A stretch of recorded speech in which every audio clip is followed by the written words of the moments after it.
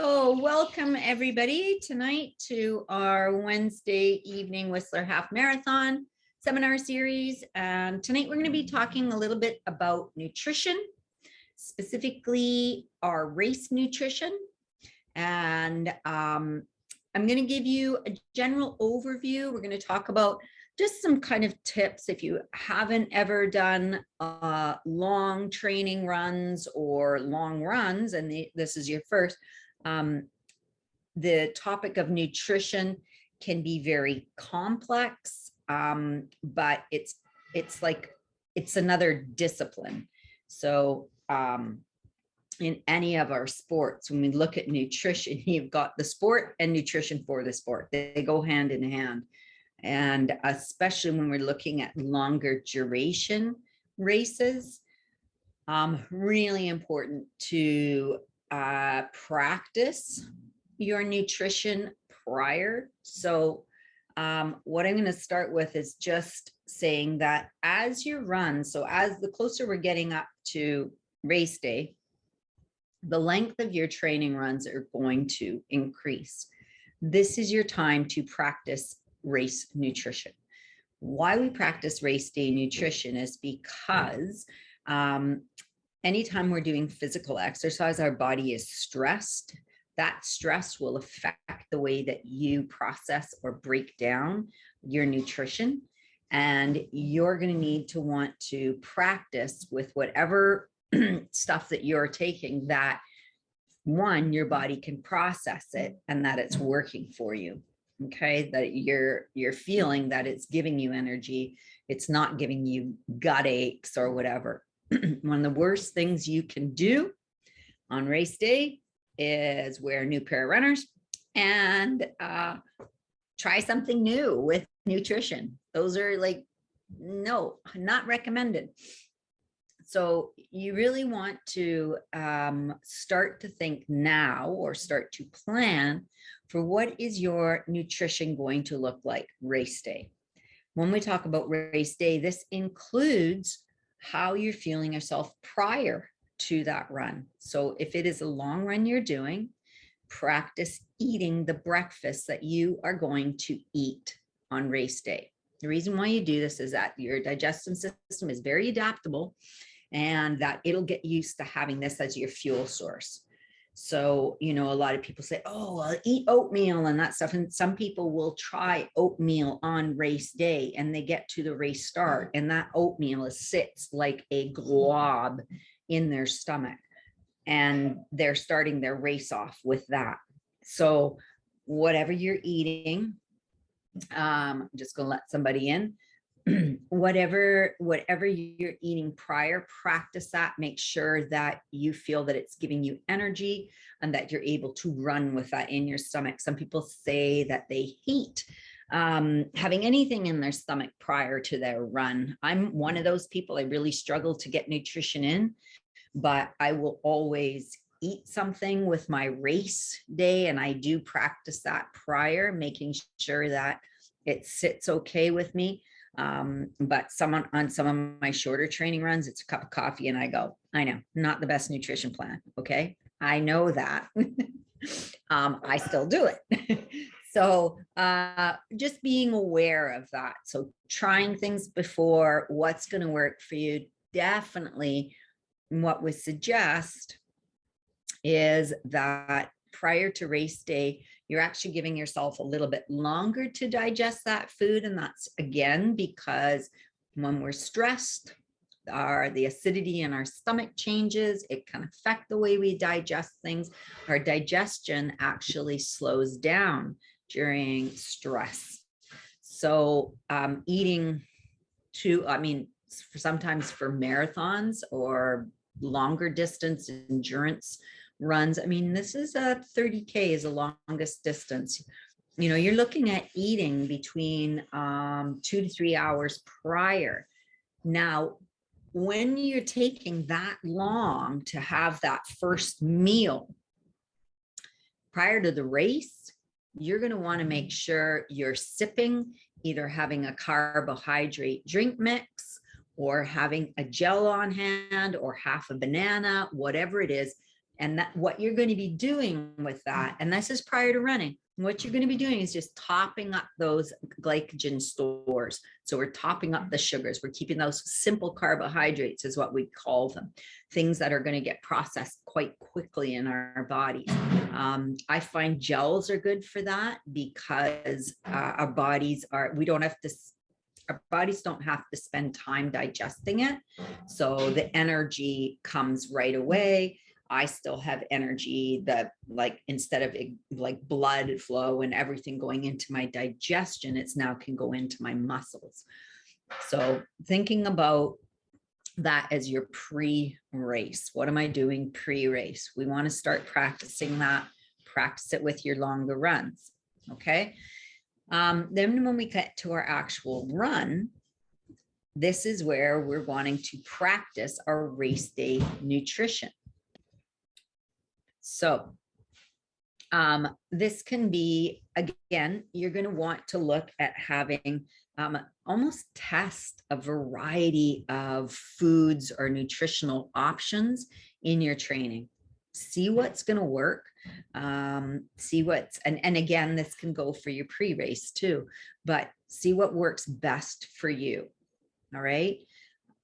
We want to be making sure that we have consistency with getting nutrition into you. So what you're starting with, you're keeping up that pace the whole time. So maybe it's every, maybe it's a time that you're doing this, like every 40 minutes. I like to keep a time going for myself. So whether it's every 20 minutes, every 40 minutes, depending on what I'm fueling myself with. And what I say, depending on what I'm fueling myself with, is that sometimes you can get liquid nutrition. So my nutrition is actually mixed in my bottle and I'm bringing that with me. I'm bringing my own nutrition with me. You need to be aware that when you're mixing a carbohydrate mix into your drink, that's fuel. You might want to be hydrating on top of that. Okay, so don't assume that because I'm having this liquid stuff, I'm still getting all my hydration. Hydration, we want to look at getting electrolytes in us, replacing some of the salts and minerals that we are excreting through sweat, making sure that we're topping up that. So look at what you're taking for your fuel. Look what you're taking for hydration. In longer races, you're going to see that they'll probably have aid stations too. Some people like to say, well, with the Whistler Half Marathon, map out where those aid stations are. Know how long it's going to take, like the distance wise, okay, how long from one aid station to the other. Can you sustain yourself for that long in between? If you're doing your training and you're training with your own nutrition and you're sipping it all the time, and that's what's working with you, you might want to adapt that. You might be taking your own nutrition into the race instead of just relying on what they have out there. And that means that if the temperature changes, it gets hotter, you're feeling like you're needing more, whatever, you've got it on you. You don't have to wait till you get there. The other thing is that a lot of times on the races, they'll offer a specific nutrition product, and that might be something that's sponsored by them. It might not be what works for you. So always look into what they're going to have their race day on the course. And again, I would, if you're going to rely on that, I would go out and buy the product prior to and start experimenting with it. Say, does this work? I know one year at Ironman, they were sponsored by Honey Stingers, and they had the Honey Stinger gels. Well, oh my gosh, those, I tried it prior, and I sat at the side of, prior to my race, thank God, but that one wants to make me puke. They're disgusting, can't stand them. So for myself, I knew I'm not taking any of the Honey Stinger gels. I'm going to use my own nutrition for gels. The gummies, love them, no problem. So if they had gummies, I can use those. So know what they have on the course, know that your body can tolerate it, that your palate can tolerate it, because there's so many things that people either they don't like the consistency, like some gels are really thin, some are really thick. Even with bars and that stuff, some people go, oh, I can't do this bar. It reminds them of something, whatever. Test it out. Know that what you are taking with you or what they are providing on the race course is going to work for you. Okay. That's a big one. During your race, you've got two things to focus on, and that is hydration and carbohydrates. Okay. What is your hydration that you're getting in? What are carbohydrates? Normally, I believe Dave said that they were going to have the cups.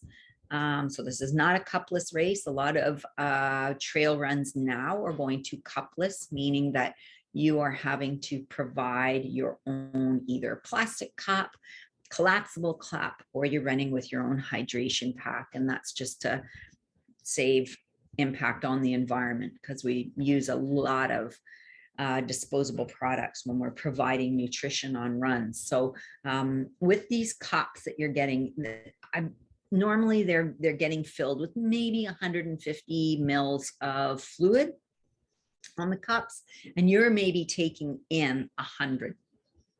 All right. So you're going to want to see, like, is that going to work for me? Am I going to need more? Am I taking 2 or 3 while I'm there? Am I walking through? Can I run and still consume something? So all of these things, these are little tips that you might want to start practicing or just think about. I know I usually run with my handheld, and that's great. I can keep on running, have my drink, keep on going. It's always there. No problem. It took me a while to get used to running with that. So again, fuel belts, gel packs, hydration packs, make sure you train with them. Definitely with belts and hydration packs, you have chafing that can happen too, and even comfort. You know, some of them just jiggle all over the place, and they're uncomfortable. They're cumbersome. They'll take away from your focus of the race. So just make sure you're practicing with whatever that you're going to take. If you are taking something, that you are practicing with it. Okay. And then our hydration and carbs, big things. So carbs, we're looking at simple carbs. We're looking at maybe our bananas if we can eat them. Sorry, I'm sitting here cross-legged and my toes have gone numb. Yeah, or we're looking at gels.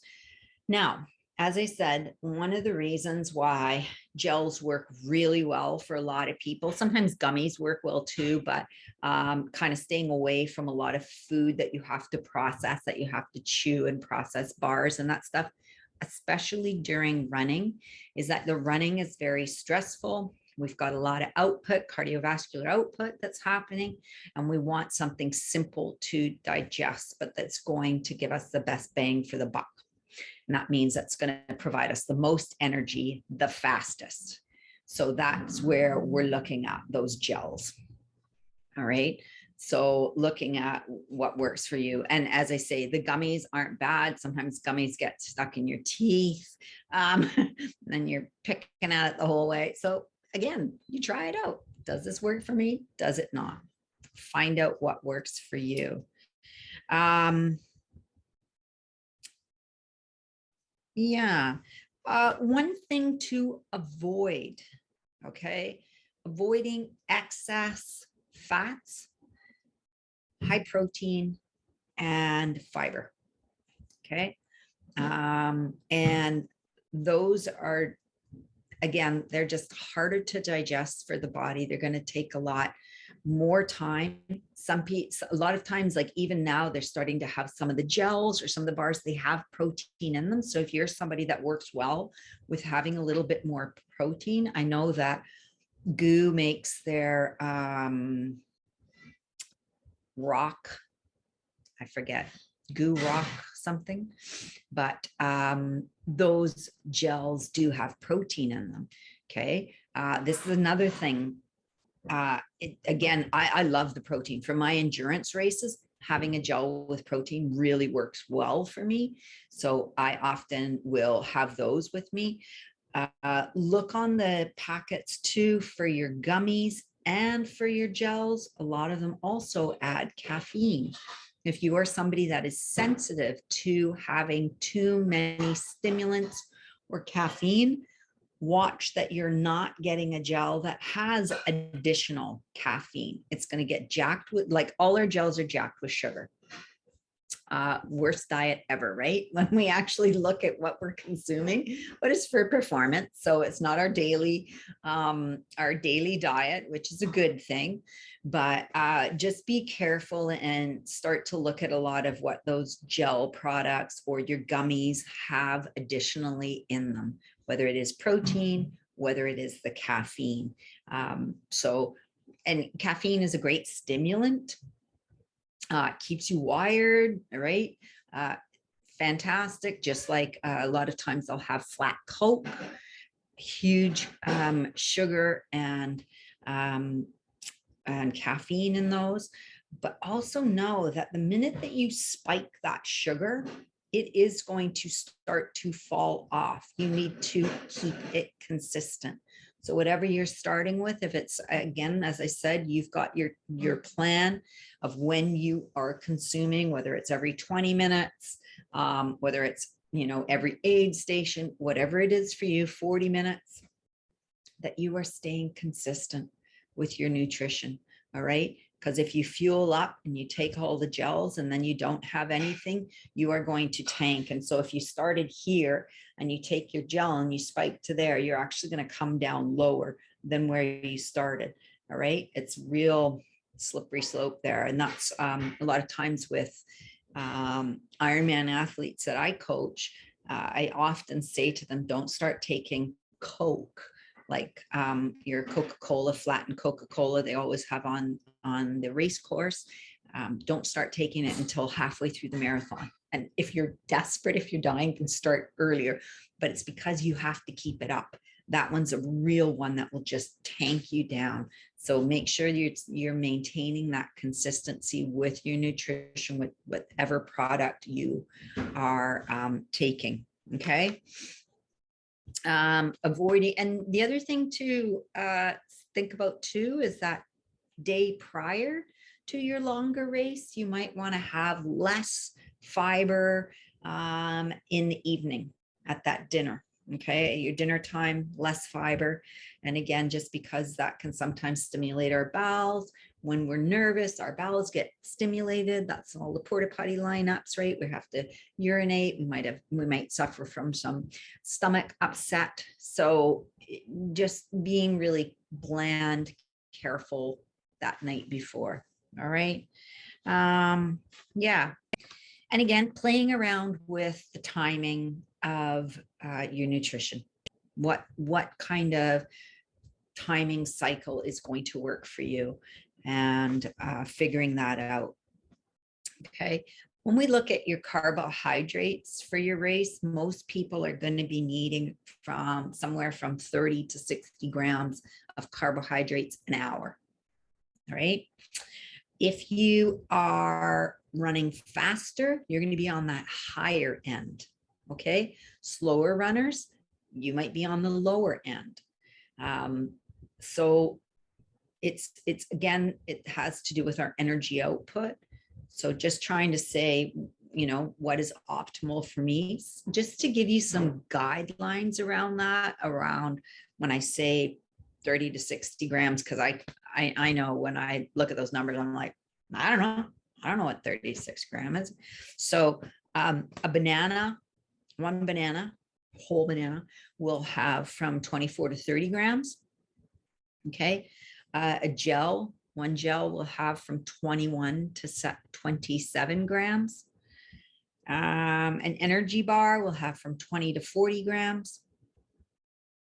4 to 5 chews, so those little gummy chews that I was talking about that you can get, you're going to get from 16 to 25 grams. So that's 4 to 5. So again, if you're thinking, well, I need around 50 grams an hour, that means that you're going to be wanting to consume up to 10 of those little gummy things for an hour. So just seeing how does that fit in? Can I do that? Can I run and either have one of the gummies in my mouth and be chewing it as I'm running? Get used to what that might feel like. And yeah, so those, again, those are basic guidelines. Other things that I would highlight here is if you're going to be running in the same kind of temperature that you're training in, unfortunately, we never know what race day is going to bring, but you can kind of look at your sweat levels by, is there a lot of coating of salts on your clothing after you run? That if you're noticing those white stains on your clothing after runs and that stuff when it's not raining, you might be somebody that is going to require have higher sodium needs. Okay, so you might want to be taking some kind of electrolyte supplement, whether that is in the form of fluid or they have the salt tabs. Some people take those, and that can help prevent cramping. A lot of times people that are heavy sweaters, they can also have more tendency to cramp. The muscles can cramp. So looking at that, what is that going to look like for you? And supplementing yourself with those. Again, trying it out before you get to race day. All right, really important that you have not only a race plan, but you have that, no, well, I should say that not only that you have a race plan, but within that race plan is your nutrition plan. You know exactly what you're taking, when you're taking it, and your body's happy with it. Your body your body can digest it, and it's going to work for you and provide you the energy. Okay, so as I said, one of the biggest things to avoid is trying something new on race day. We want to make sure that everything that we're putting in to our bodies, we have trained with, we know it works for us. It's not going to cause us stomach upset. And when you're on the race course and you're going by and maybe you're getting desperate for something, that knowing that you're taking a risk when you're trying something new, even though they supply it there in Ironman or in a lot of the longer endurance runs, they'll have salted potatoes. And, you know, sometimes that works for people, sometimes it doesn't. So looking at trying those, if you're thinking, oh, I'm, you know, on my 30K trail run, I'm going to have salted potatoes, those little small potatoes, and you just put them in a baggie, you boil them up, put them in a baggie. You're not eating them raw, just let you know. So you're putting them in your little baggie, covering them with salt, and then you're consuming those as you're running. Again, can you do it? Is your stomach going to shut down? Does it work? Whatever, figuring that out. The other thing they often have is a high sodium soup. So it's great. It can replenish sodium, but again, you have to know that your body can digest that. So I always think that those things are kind of my desperation because I don't usually train with them. Salted potatoes sometimes. Okay, so start to look at your plan. What are you going to have? Look at the time that you're going to be out there. So if it is going to be 3 hours for your 30K, 10K an hour, right? What is your nutrition going to look like for those 3 hours that you are out there, knowing that you're going to need to take in that 30 to 60 grams of carbohydrates per hour. Start to figure that out. We don't really put in our breakfast or our pre-race nutrition into that. So look at what you're going to use for the race. The other thing is where you're getting your hydration from. Are you carrying something? And knowing that you are consuming. So it's really important that we don't consume too little, because then that can, now I'm talking about specifically about hydration. knowing that we're not consuming too little and that we're not consuming too much.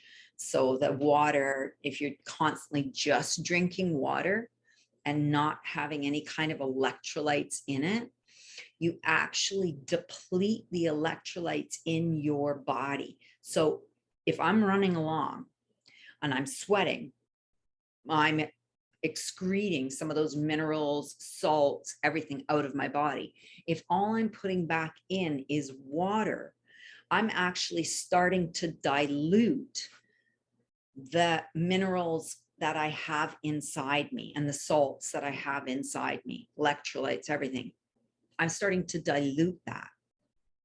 What happens with that dilution is that there is the risk, not so much in our, I'd say I've seen this in marathons and in Ironman for sure, as what's called hyponatremia. And hyponatremia can be fatal because it can shut down our organs. So really important that when we're putting fluid in, that there are some type of electrolytes in there, or there are electrolytes in my carbohydrates, something, making sure we're replacing some of those salts. I know I've had athletes that have had concerns with high blood pressure. Oh, I don't want to take too much sodium. I would really consult a professional on this, whether it is your doctor saying, letting them know what you're doing. Plus you've got medication that you're taking, a pharmacist, asking them what they would recommend for electrolyte supplements, and a nutritionist, a dietitian, somebody like that. Consult somebody, let them know what your specific needs are. That goes the same with if you are diabetic, and if you have, mainly those two is what I'm thinking. Yeah. I was going to say, if you have specific needs, if you have specific dietary needs, allergies and everything, you're taking your own nutrition. That's my recommendation. That's probably what you already do. So yeah, looking at those. Are there any questions about anything that I've been talking about so far? Rambling on.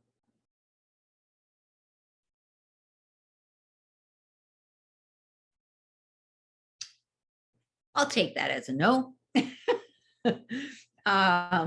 Yeah, so our nutrition, really important, making sure we're practicing it, making sure we're knowing how we're fueling ourselves, what are we fueling with, and on top of that, how we are practicing our hydration. Okay, what am I getting in for my hydration? And if you're taking your own, great. Know what they have at the aid stations if you are going to be replenishing your own, or I know sometimes that you can get small packets, and that I would sometimes take my own little packets when I fill up my water bottle. I'm just opening up my own little packet into my water bottle and doing that. So that's another option for you, just collecting water at the aid stations instead of taking any of their energy supplements. Okay. With pre-race hydration, good kind of rule of thumb is monitoring the color of your urine. A very dark yellow urine can sometimes mean that we are not hydrated. We want it to be a little bit more clear, light yellow looking, even pale yellow. So just watching how is my hydration the day before. Also, if you are a heavy coffee drinker, maybe limiting the coffee morning of the race. And that is just because the coffee can, though it is a stimulant and does help, if talk about it for people who are asthmatic, it might help, and all these other things. Just knowing that too much or excess caffeine can be a GI tract irritant. All right. So looking at that, I do have some friends that do not drink coffee except for race day. And they have a coffee that just jacks them up. Great. Okay, that's what they do. That's the way they practice it.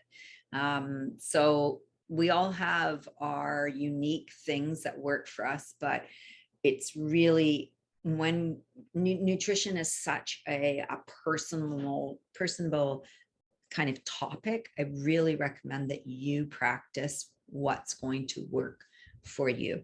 Okay. Don't listen to, oh, Joe Blow, you know, he's a phenomenal runner and he does this. Well, that's great. That's Joe Blow and that works for him. Learn what works for you. So taking the time. I know if you were up in Whistler, the ladies at Nestor's Pharmacy or Wellness area, they have a lot of nutritional products there. They're really good to talk to and just to get some guidelines. Quantum vitamins, she's really good too. So just knowing that, is it Quantum vitamins? I think I said the wrong name. Sorry. The other vitamin store in Whistler. Haven't been there for a while. Don't even know if it's still there. But yeah, so making sure that you're going to nutrition stores that will give you sound advice. All right. All right. So that's our main talk about nutrition for tonight. Again, does anybody want to add anything or any other? Can you hear me? I can. Hey, I'll turn on my camera too, just to say hi. Hi. It is quantum vitamins. I checked it for you. Okay, thank you. Quantum health looks like. So I was just like I was looking at your training plan, and so like we're about 3 weeks out, and so like the total volume kind of for the week, you're trying to hit around like 15K in that range, and that's for the whole week, right? That's not like individual runs. So you're doing nutrition. If we're going to be changing nutrition, which I wasn't until I had heard this talk, I wasn't planning on changing my nutrition, but I'm thinking I might try some of the gels that are more, because I've been just using bars like Kind bars, which have a lot of things to digest. So maybe just the gels would be a better idea. But if we're only doing like a 1 hour run, is that okay to test out nutrition on the shorter runs? And then when it comes time to do the actual race, it's like twice as long, right? So yeah. It is. You actually might have higher intensity on your shorter runs. okay. Okay. That might affect how you digest something. Yeah. But if that's the only training that you can do prior to the run and you're not going to be doing a longer duration, definitely start to practice it. I would definitely do that. Yeah. Well, I mean, I'm willing to do longer runs if it makes sense. So I just wasn't sure if with 3 weeks out, if I should be doing like more than What distance are you running? The longest I've been running in one session is like, I'm just doing it by time. And I've been running like 2 hours, it's around 15K for me right now, 2 hours. Okay. So I can certainly start changing up the nutrition and see how I feel with different gels. I think I agree with you about the stingers. But I will, and I have used gels in the past, so I'll just go to Nestor's and buy a few different types and try them out. Yeah. Other than that, yeah, I think thanks a lot for the talk. It's a lot to learn, but I think it's gonna help a lot. And I do sweat a lot, so I think I'm gonna look into the electrolyte tablets or something. Definitely look into that. Yeah, you can there's some of them that have like Noon tablets are a perfect thing. They're electrolyte, they have an effervescent.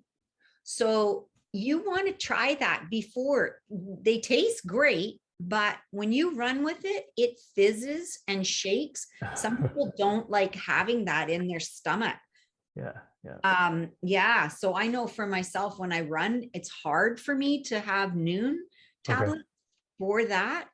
But I've trained through that. So try that out. So, because some people don't like that it's fizzy. Yeah, I've used them before, and I didn't. I mean, I noticed that when you initially put them in the water bottle, but I never noticed it. I mean, it was always on my bike, so it doesn't really shake as much. But I could see like it getting getting fizzy on a run would be kind of funny. It'd be like spurting out of your water bottle or something while you're running. Yes, I've had that. Yeah. And you can get just like pills that you can take that are salt pills, and they're specifically designed for that. Hammer Nutrition has a lot of that stuff. Yeah, and Nesters will have a good selection. Forget where. I don't know if it was. I know the IGA up in Whistler. That's where I used to get my goo gels, my rock gels. Goo rock, I think Roctane. Yeah, it was goo Roctane. Yeah, and those ones are the ones that have a little bit of protein in them. I used to pick those up at IGA, and IGA actually had a pretty good selection too of products. So yeah, go through and check it out. But if you, so right now with your 3 weeks out, do you have another 2-hour run to be doing? Yeah, on the weekend. Yep, for sure. Perfect. I would plan to just grab some nutrition to try it out on that run for sure. Yeah. Sweet. Yeah. That's great. Thanks. Thanks for turning on your video, saying hi. Thanks for turning on your video and saying hi. Yep, I appreciate it. Okay, Russ. Well, happy training for the weekend. Shannon, any questions, or Wendy? I actually do have a question. I've lost a week of training to sickness. And so, I mean, I'm happy that it happened now, or like a week ago versus the week of, but I'm looking at my next 3 weeks and wondering if I should tone down, because I had another 18K and a 20K run to do on the next 2 weekends. And so my question is, should I focus more? Wow, I don't know. You're going to be doing the half marathon? Yes, I'm doing the half. Yeah. What was your longest run prior to your illness? I did a 14. Okay. So I would say for this weekend, you know, don't jump it up too much. Actually, you might even want to scale back and kind of, if the 18 was the 18 planned for last weekend, you missed that, or this week? It was 2 weeks of 18 and then a 20. Okay. Yeah. So see how you feel. I would at least get up to that 16, see how it goes. You're better to go into the race undertrained than even the tiny slightest bit overtrained. Okay. Okay. So mentally, you just kind of, you need to know that it's better for me to be undertrained going in there than overtrained, in the sense that if you add on those kilometers too quickly, there's that higher risk of injury. Some people need to do it for their mental state. Like they're like, no, I need to run a marathon before I do Ironman or something, whatever. Or I need to run this 21K before I go into my half marathon. That might mean you might be working on some of your mental strategies for that. Okay. Believing I can. But I would say having a good, solid training this week, that you might just want to do your 16, 17, right? Adding on from that 14, and then maybe the next week, depending on how you feel, doing another 18, but maybe skipping the 20. Okay, thank you. Yeah. But there is some personal preference there. It will depend on if you are battling any injuries at this moment. Okay. And plus with being fatigued or coming out of being sick, sometimes we think, oh, you know, we start to fear train, right? Training, I'm not going to get it. And it's just like, okay, my body has just recovered. This is what I can do. I would say run a really, you know, go out finishing this run this weekend, knowing you could do more. That would be my best advice for you. It's like, if you're starting to struggle and just like, oh, I can't do any more, that might be too much. So Yeah, that makes good sense. I'm a bit of a willy-nillyer here, you know. I just made that word up just to let you know, but not in the dictionary. But yeah, I often go with feel. Sometimes it's like I just need to feel good. All of our training should be prepping us both mentally and physically for race day. So I want to know I can run strong and feel good. Okay. All right, happy training there. And Wendy, y'all good? Good as they can be. Ah, great. Okay, you just need to find some more time in your day or create it, right? Create it my work. I know.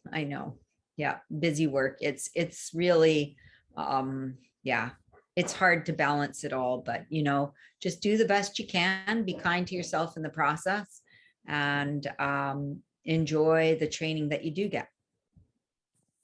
You bet. Yeah. Okay, you guys. Well, I'm gonna shut us down here. And again, I'm always available to reach out to. Next week, we'll be going through more of the mental side of training. What I'd love, if you guys are coming back next week, try a few strategies and bring them back to this kind of forum and let me know how they're going. Okay. I'd love to hear. And again, sometimes we need the accountability to start to try some things. And so I encourage you guys all, just try one thing this week, practice with the nutrition, practice with a mental performance strategy, and let's come back next week and have a little discussion around it. Okay. All right, you guys, thank you very much for your time. And we will see you next week. Happy running, Thanks. walking, Thanks, Christine. training. Okay, Thank you. bye. Bye.